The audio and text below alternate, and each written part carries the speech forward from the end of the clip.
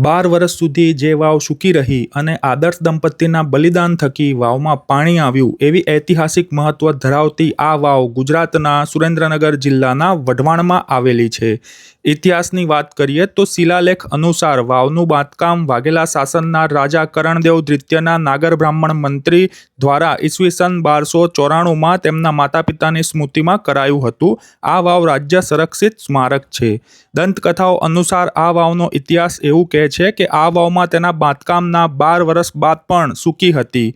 રાજપુરોહિતોએ આ વાવમાં પાણી લાવવા માટે આદર્શ દંપતીના બલિદાનની જરૂર જણાવી। તે માટે નવજાત શિશુ હોવા છતાં જનકલ્યાણના અર્થે રાજકુમાર અભયસંઘજી અને તેમના પત્નીએ લગ્નના વસ્ત્રો પહેરીને વાવમાં ઉતર્યા અને જેવા જ વાવમાં ઉતર્યા કે 7મે પગથિયે પહોંચતા જ વાવમાં પાણી આવી ગયું હતું અને તેમના બલિદાન થકી આ વાવ પાણીવાળી થઈ ગઈ હતી। આ વાવની તમે પણ જરૂર મુલાકાત લેજો અને આવા જ વિડીયો જોવા માટે અમને ફોલો પણ કરી લેજો। Thank you.